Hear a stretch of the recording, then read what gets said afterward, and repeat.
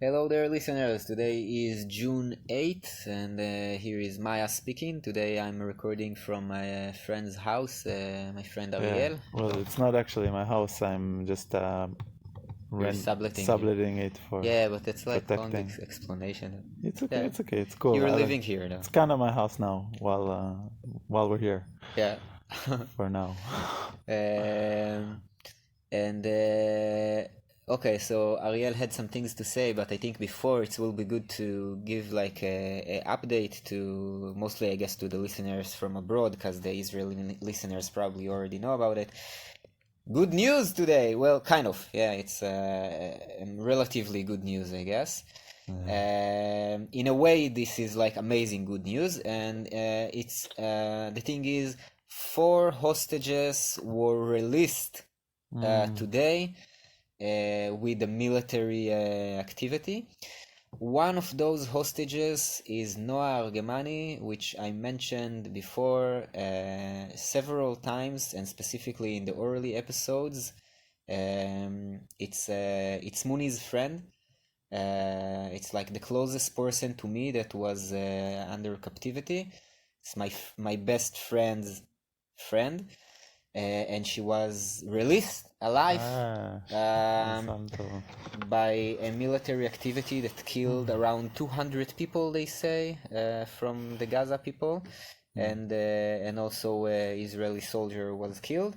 But 4 hostages, 4 people that were like under tortured and terror, worse than we can imagine, I guess, for 8 months now, were released, and they're back with their families now. And this is, I think, today we can just celebrate that.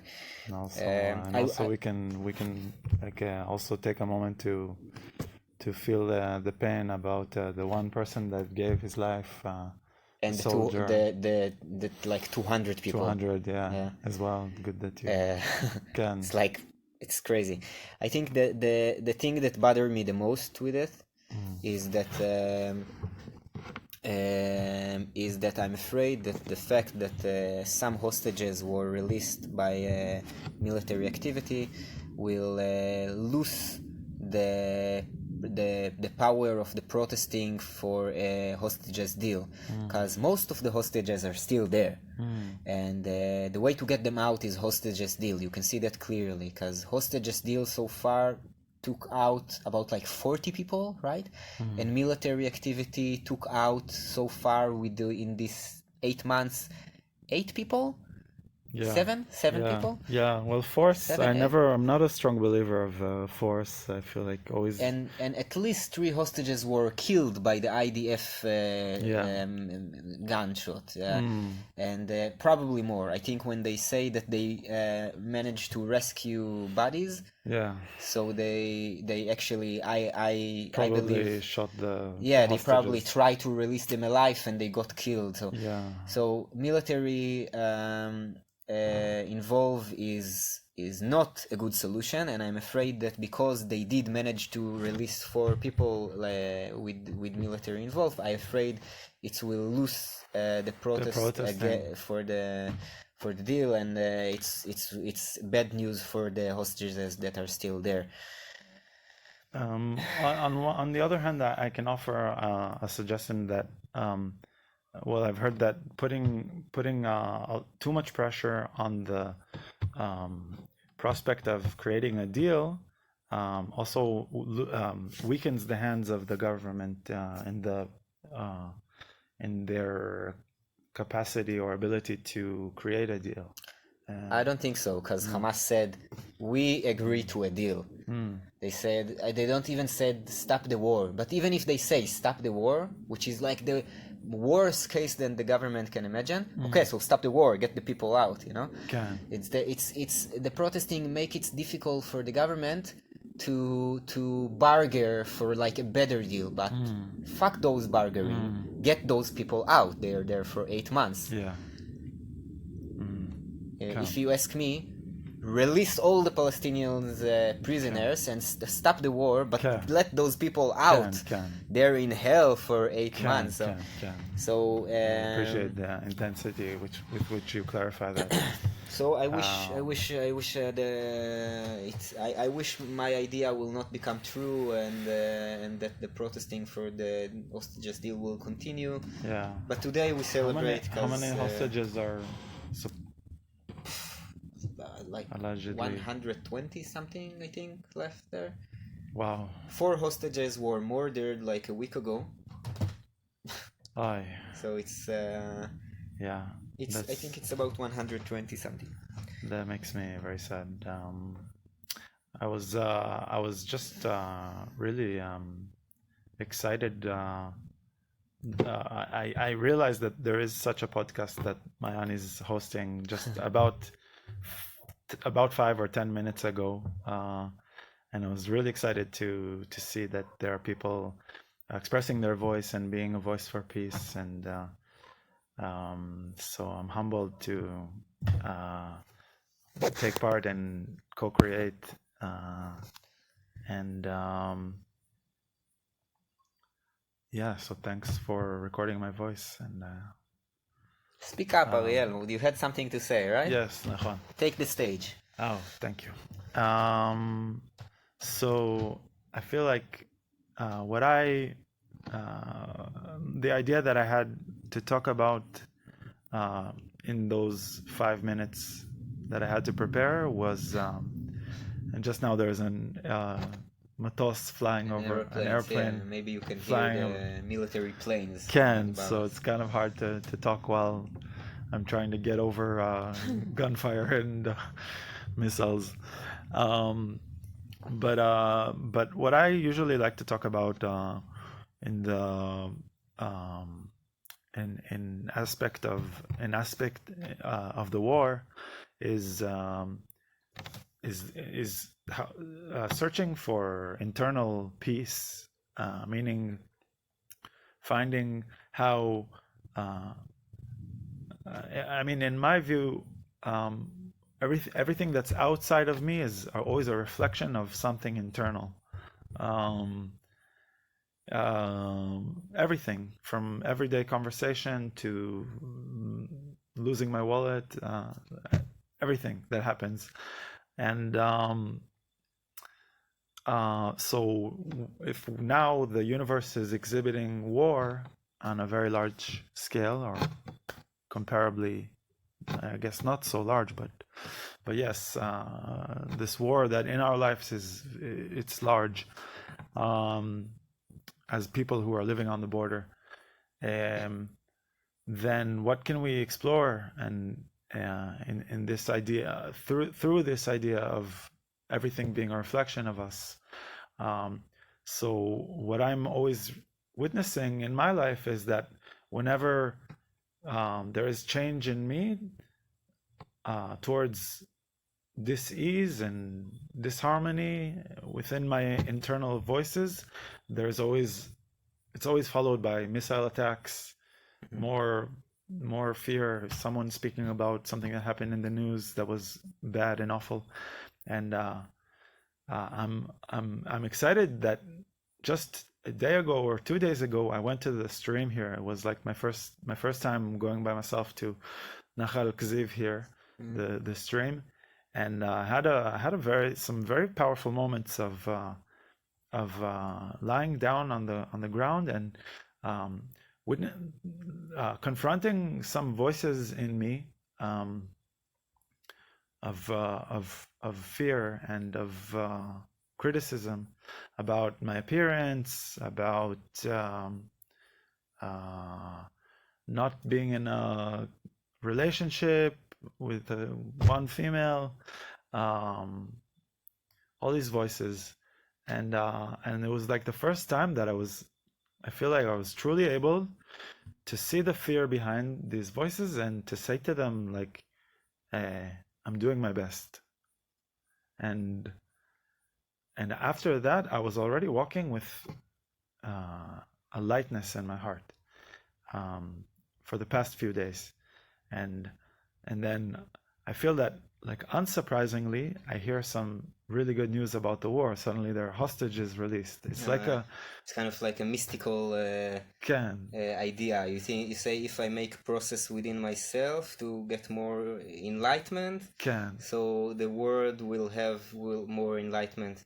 can 100%. And it's like every good thing that happened so far since the war started, whenever there was like hostages released or good news or something that the IDF did that was positive, like it was always related to some progress that I made of creating internal peace with myself. And I always see how the world shifts in regards to my internal processes.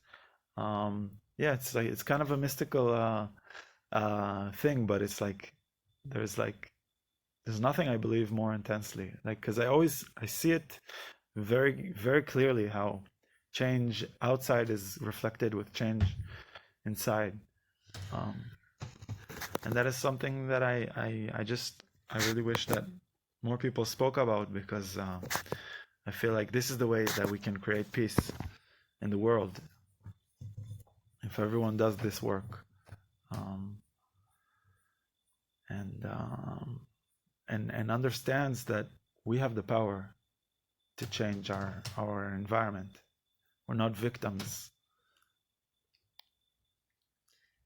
I think I find it very radical to believe that doing like very mystically radical to believe that doing inner process will create like event or affect event that are outside of you.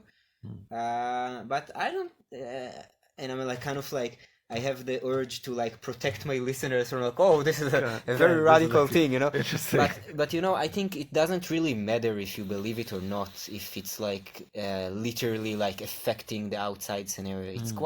It's more easy to believe or understand it, I think, for me, as if people doing inner process to get inner peace, to deal with their fears, to deal with their anger, so obviously the social surrounding and culture and major social events will be affected by that because social surroundings and culture and major sociological events like war are all activated only by humans, and humans are acting out of their inner world. So I think it's very good to encourage people to make like inner process, either if you believe that it will mystically affect like energetically the events around, or either you just understand that you are a human and society is built by human, and if humans will make inner process,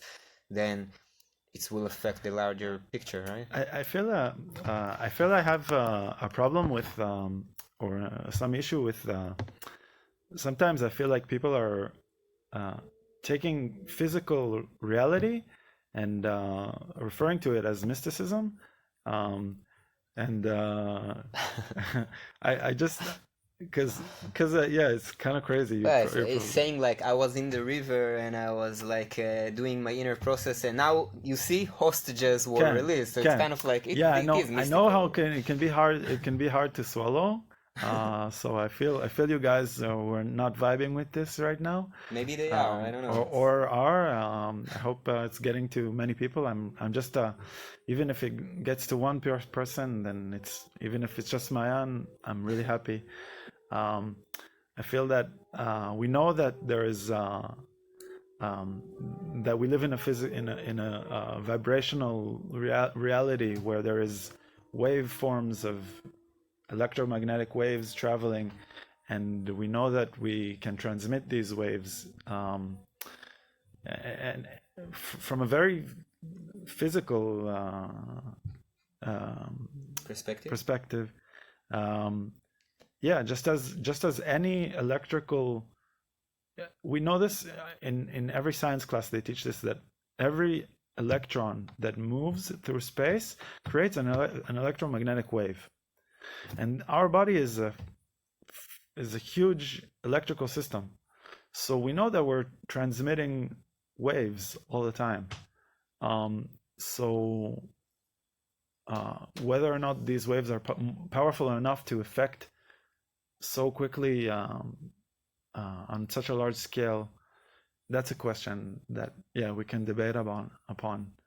But I don't see a reason to debate about it, because you know, if well, it could be like interesting as like a philosophical or scientifical debate, but I don't find it interesting enough for the podcast to have like this philosophical, because the important thing is that you recommend people to do something, right? You recommend people to do inner process to deal and grow out of their fears and anger. And you saying, yeah, I recommend you to do this because it's doing energetical, physical or whatever effect. And I'm also recommend it, but I see it from like more of a psychology, behavior create. Like I see the effect of inner process upon your people behavior, and out of that upon social. So I think we can share the recommend, and I doubt it if any of the listener doubt the idea that people doing inner process doing positive effects. But it's interesting to tackle it from different like perspectives and like see to have it questioned also the mystical. If it's true scientific or not? What for, man? No, but like like just giving it another perspective, like even you giving it a perspective which is 100% not mystical was interesting for me, like just to see. Yeah, let's build it up. Okay, so inner process, it's our recommend.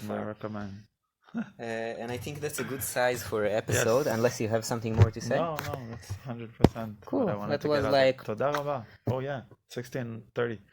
Yeah, it's good. It's easy to lift it up to put it on web when it's short. Good. And and send our regards to the hostages that released for.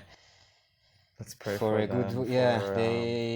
They have a long way to do now. For health and recovering, healing, hopefully somehow. Full healing. And obviously for the hostages that are still there. Hopefully, our prayers with go them. out with a deal without people killed soon. Amen. Yes. Bless you, Ariel. Yani, thank you so much. Thank you for. I'm really excited to create together. Thank you, Ariel, and thank you, listeners, for listening.